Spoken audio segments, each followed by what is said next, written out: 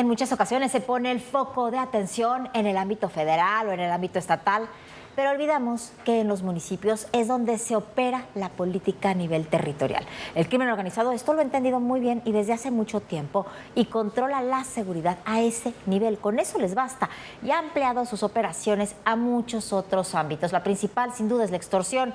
Los municipios se han convertido en la base de operaciones de la extorsión, una trama en la que participan, además de todo, muchas autoridades locales.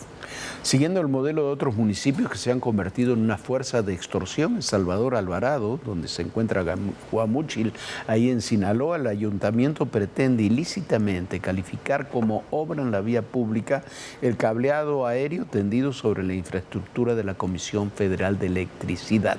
¿Para qué? Para extorsionar a los proveedores de servicios como Megacable, Telmex, Total Play, exigiendo un cobro ilegal sobre un servicio cuya regulación es materia de competencia exclusivamente federal y el cual es parte de las redes de telecomunicaciones nacionales. Pero no solamente eso, además extorsionan abiertamente. Bueno, y ante la negativa de estas empresas a pagar esta virtual extorsión, han aplicado multas reiteradas a las 3 empresas de telecomunicaciones más grandes del país con montos desproporcionados. Al día de hoy, las multas impuestas, las extorsiones estas impuestas son a Telmex, Megacable y Total Play, superan los 1.500 millones de pesos. Pero la operación va más allá. Ante la negativa empresarial de pagar las multas y las extorsiones, el municipio, con órdenes directas de la presidenta municipal, la señora López González, ha cortado, una dirigente de Morena, muy cercana a Rubén Rocha, ha cortado y removido ilegalmente fragmentos de la red de telecomunicaciones federal, dejando a miles de ciudadanos e instituciones sin servicios. Y a través de unos asesores, Pedro Molineros Urías, la presidenta municipal ha ofrecido condonaciones de entre el 60 y el 70% de esas multas, condicionándolo a pagos de cientos de millones de pesos al ayuntamiento. Es un esquema de evidente extorsión. Su nombre es Guadalupe López González. Es militante de Morena. Su carrera política ha crecido al amparo de Rubén Rocha Moya, a quien apoya públicamente, a pesar de las acusaciones de ser un narco político. Fue presidenta del DIF en el municipio de Salvador Alvarado, en Sinaloa, y desde 2024 es alcaldesa de ese ayuntamiento. Como siempre lo he dicho, lo más importante es atender las necesidades de las familias más desprotegidas. Por eso siempre estaremos cerca del pueblo. Pero tal parece es todo lo contrario. Esta edil cuatroteísta pretende privar a las familias sinaloenses de los servicios básicos. Por ejemplo, el internet, porque bajo su tutela se está cometiendo una extorsión gubernamental en contra de la industria de telecomunicaciones. Su administración ilícitamente califica como obra en la vía pública el cableado aéreo que tienden estas empresas sobre la infraestructura de la Comisión Federal de Electricidad, con la intención dolosa de exigir un cobro. El artículo 73 constitucional, fracción 17, es muy claro. O sea, todo el tema de telecomunicaciones es un ámbito de competencia federal. Es una cuestión en la cual realmente los municipios no tienen una competencia para crear estos cargos, estos impuestos fantasma que, pues sí, entiendo que las telefónicas puedan incluso llamar como extorsión porque se lo están inventando. Frente a la negativa de ceder a la extorsión, el municipio ha impuesto multas que superan los 1.500 millones de pesos. Pero Lupita López ha ido más allá. Para intensificar la extorsión, junto con José Ricardo Cruz Rocha, director de obras, quien además es sobrino de Rocha Moya, Ubaldo Montes Rodríguez, director de desarrollo urbano, y Pedro Molineros Urías, su asesor, han cortado y removido fragmentos de la red de telecomunicaciones, dejando a miles de ciudadanos sin servicios. Pero además también muchos de estos están acompañados o tienen una relación con el crimen organizado, que eso pues fomenta todavía más este tipo de cobros indebidos que francamente sí caen en el ámbito de la extorsión. Los proveedores de servicios de telecomunicaciones ya han denunciado este delito ante la Fiscalía General de la República. Roberto Domínguez, Azteca Noticias. Bueno, imagínese usted, está en Guamúchil. Guamúchil es uno de los municipios más azotados por la delincuencia.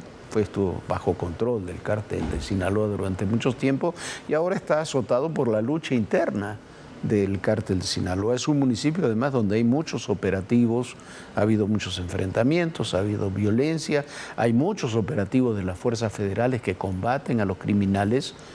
Lo que están haciendo es dejar a todo el mundo sin comunicación, sin internet, sin servicio telefónico en muchos casos. ¿Por qué? Porque lo decide la presidenta municipal, que quiere cobrar un impuesto y quiere imponer multas hasta ahora de 1.500 millones de pesos a empresas de telecomunicaciones, y dice que se las cancela si le pagan un paquete de cientos de millones de pesos al municipio. Es el mismo tema, es el mismo mecanismo que utilizaba el exalcalde de Tequila, Diego Rivera, así se llamaba, Diego Rivera en Tequila, y él lo hacía con un impuesto predial que se había inventado, y con eso quería extorsionar, estaba extorsionando a las empresas tequileras. ¿Qué es lo que hacía además? Como tienen relaciones con el crimen organizado, cuando las empresas locales no querían pagarles, mandaba ahí a sus sicarios o a sus grupos para presionar.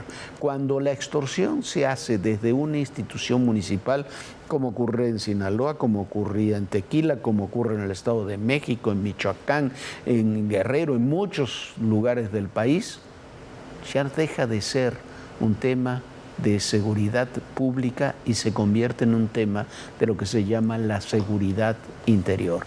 Ha habido operativos para acabar con esto, el operativo Enjambre, el operativo Liberación, la detención de Tequila, pero hay que acabar con esos esquemas. ¿Por qué? Porque se está afectando, por una parte, la sociedad, por otra parte, las empresas, pero sobre todo se está lastimando la seguridad interior del país. Sí, es una tragedia, de verdad, y ahí es donde tendrían que combatir ya, porque ahí sí se convierte, ahí sí podría entrar ya la seguridad federal a esos municipios, porque se están cometiendo delitos federales. Y estos alcaldes no pueden hacer lo que se les dé la gana, no pueden extorsionar. El alcalde de Tequila, Diego Rivera, ¿qué sucedió con él? Las empresas tequileras, que son muy, muy fuertes, se le olvidó que tienen socios norteamericanos y gestionaron estas empresas tequileras desde los Estados Unidos para presionar, y por eso este tipo acabó en la cárcel. Va a ver qué pasa con las empresas de telecomunicaciones, a ver si de alguna manera se puede ejercer presión contra esta mujer, que es una delincuente, es una extorsionadora profesional, y además de todo tiene a todo un séquito que la apoya en este tipo de extorsiones. Lo de Tequila, lo de este alcalde Diego Rivera se resolvió por las presiones de Estados Unidos. Mientras tanto, el New York Times publicó el sábado que por lo menos 12 legisladores y gobernadores de Morena han buscado ya las autoridades estadounidenses para convertirse en colaboradores de la justicia de ese país, por supuesto ante el temor de ser acusados de relaciones con el crimen organizado. Al mismo tiempo ha trascendido que entre ellos, a varios, a pedido del FinCEN, del Tesoro estadounidense, sería el equivalente de nuestra UIF, se les han cerrado cuentas bancarias y de inversión, tanto en ese país como en México. Entre ellos estarían, se habla desde la gobernadora de Veracruz, de Rocío Nales, se habla de Clara Brugada, se habla de Américo Villarreal. A ver, no es una información que esté confirmada, pero es una información que ha trascendido a partir del propio sistema de las instituciones financieras bancarias de México, que fueron informadas de ese pedido de cierre de cuentas por el FinCEN estadounidense. Funcionarios mexicanos se han convertido en informantes de la administración Trump. Así de claro y conciso es como el diario estadounidense The New York Times cabecea la nota con la que vuelve a poner en jaque al gobierno mexicano, empeñado antes que atender la crisis de seguridad y de desaparecidos, en alivianar las críticas y los señalamientos legales contra el narcopartido Morena. Según el rotativo, funcionarios electos y en actual servicio del Partido Mexicano de Izquierda se han ofrecido a la Casa Blanca para servir como informantes, mensajeros que transmiten datos, reportes y avisos, no de cualquier persona, sino específicamente de otros miembros de Morena. La bandera blanca, la tregua que han ofrecido estos personajes que ahora pretenden jugar en la cancha de la justicia estadounidense, llega justo después de las imputaciones contra 10 funcionarios mexicanos, entre ellos Rubén Rocha Moya, acusados de estar coludidos con el cártel de Sinaloa.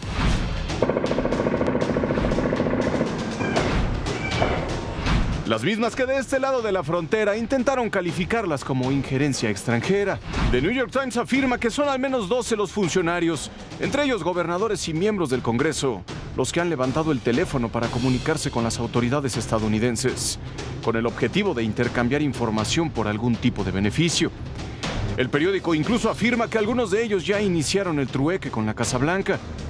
La totalmente convenenciera actitud cooperativa nació después de que la DEA aumentara la presión contra las organizaciones delictivas ligadas al narco y los criminales de saco y corbata que las representan en diferentes niveles gubernamentales. El señalamiento es directo y nos hace recordar que las mismas autoridades mexicanas descalificaron de inmediato los dichos de algunos narcotraficantes ya extraditados que aseguraron recibir apoyo del gobierno mexicano. ¿Qué pasará ahora que esa información no viene de delincuentes sentados frente a un jurado, sino de miembros de su propio partido? Raciel Cruz Salazar, Azteca Noticias.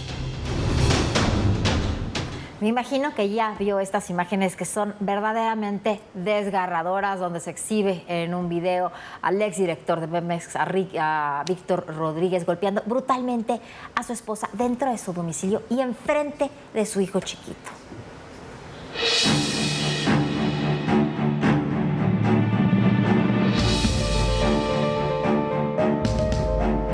Estas imágenes, captadas por una cámara de seguridad el pasado 15 de marzo en un domicilio de Emiliano Zapata, Morelos, muestran la agresión del exdirector de Pemex, Víctor Rodríguez Padilla, contra su esposa María Felicia Jiménez.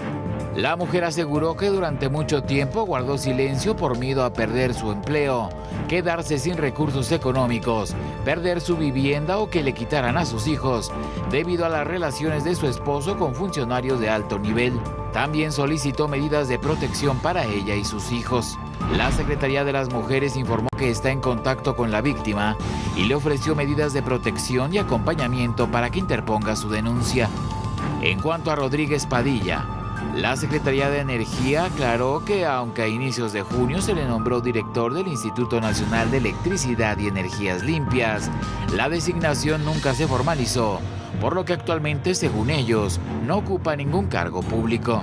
El sábado, a través de un comunicado, el exdirector de Pemex aseguró que colabora con las autoridades competentes y imágenes dijo que las instituciones esclarecen objetividad, justicia y en estricto apego al principio de presunción de inocencia. Lo cierto es que María Felicia Jiménez acusó más casos de violencia contra ella y sus hijos, además de varios intentos de silenciarla tras la publicación del video en el que exhibe la violencia física por parte de su pareja. Felicia Jiménez ha denunciado que había diferentes tipos de violencia en nuestra relación, no solo violencia física, sino violencia psicológica y violencia económica. Sobre las agresiones físicas, explicó que la primera vez ocurrió hace 4 años, en 2022, y que el episodio difundido ahora fue el tercero y el más grave de todos. Azteca Noticias. Bueno, este caso es vergonzoso y es vergonzoso también cómo se hacen muchas cosas y los paños tibios que le quieren poner. El propio Víctor Rodríguez dice que confía en la justicia porque se aclare. No sé qué tiene que aclararse en la justicia, eso te tiene que perseguir de oficio. Estamos viendo que el señor es un golpeador. Durante años, este es el tema, durante años, estos personajes, incluyendo este señor Víctor Rodríguez, presumieron de superioridad moral, una superioridad moral que era inexistente. Nos atribuyeron a todos menor calidad moral que los que tenían ellos, lo decía López Obrador, recuerda usted en las mañaneras una y otra vez que ellos tenían superioridad moral, se repite ahora, no la tienen, ahí están. Las denuncias de Estados Unidos contra funcionarios y políticos, los juicios, los 10 de Sinaloa, el retiro de visas para una enorme cantidad de políticos y funcionarios, los cierres de cuentas ordenados para ellos, los gobernadores, pero además los gobernadores y legisladores que buscan convertirse en colaboradores de la justicia estadounidense para escapar de la propia justicia estadounidense.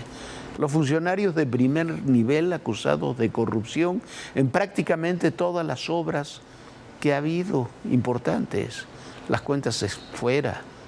Y ahora los golpeadores de mujeres, como Víctor Rodríguez, un hombre que no pueden decir que no lo conocían, porque hasta hace unos días, incluso cuando dejó Pemex, presumían de que lo conocían desde que eran estudiantes.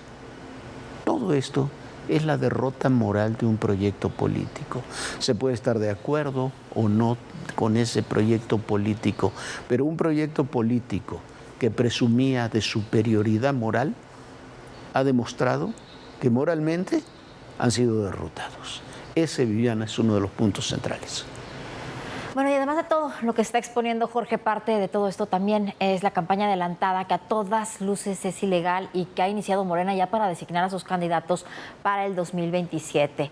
Pero no destaca solo la ilegalidad, sino también las diferencias internas que se están exhibiendo en este proceso, que quizá ahí, y ellos van a ser los primeros detractores de Morena dentro de propio Morena.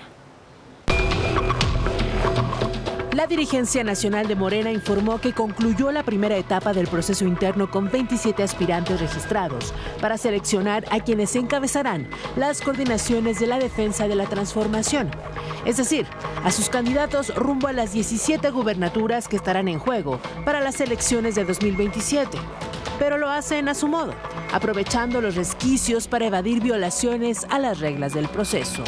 Pese a que la Comisión Nacional de Elecciones calificó el procedimiento como exitoso y que se llevó a cabo en un ambiente de unidad y participación democrática, lo cierto es que existen divisiones y molestias al interior de la 4T. Una muestra de ello es la enorme cantidad de personajes inscritos, lo que revela la fuerte presión de los grupos locales y las fracturas internas que se están cocinando en los estados. En primera instancia llamaron la atención las ausencias como la del senador Saúl Monreal Ávila, quien había insistido en ser candidato pese a la norma contra el nepotismo, al ser hermano del actual gobernador David Monreal Ávila. En el caso del senador Félix Salgado Macedonio, la presidenta nacional de Morena, Ariadna Montiel, confirmó que llegó a un acuerdo para que no compita por la candidatura a la gubernatura de Guerrero. La hija de Salgado Macedonio es la actual gobernadora del estado. Además, el legislador tiene acusaciones por supuesta violación. Hemos estado platicando con el compañero Félix Salgado. Yo quiero agradecerle al senador toda su disposición con el movimiento, con el proyecto nacional y ponerlo por encima de cualquier cosa. Y me manifestó, y lo ha hecho público, que no va a participar para este proceso. También a personajes polémicos como el del exdirector de aduanas, Rafael Marín Mollinedo, quien reconoció que antes de su registro a la candidatura de Morena a la gubernatura de Quintana Roo, se reunió con Mario Villanueva, exgobernador de ese estado, y quien permanece en prisión domiciliaria. Yo tengo una relación con él de hace tiempo, lo conozco y pues sí, lo fui a visitar. Yo visito a quienes me invitan y no tengo ningún problema. ¿Qué le dijo? ¿Qué me dijo quién? Mario Villanueva. Ah, no, pues platicamos de Quintana Roo, él es un referente en el estado. ¿Les da su bendición para...? No, pues yo no ando buscando bendición de nadie.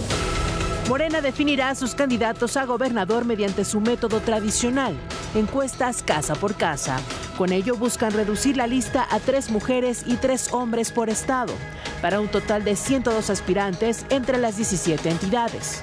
Se espera que la primera revisión concluirá después del 19 de julio, aunque la mayoría de los aspirantes de Morena llevan semanas haciendo trabajos de promoción. La convocatoria señala que será hasta después de que se aprueben los registros, cuando empiecen su proselitismo. De esta manera, Morena busca consolidar un proceso político que deberá fortalecer la unidad, pero sobre todo la credibilidad y confianza, que se antepongan al deterioro exhibido por disputas y confrontaciones internas entre los aspirantes.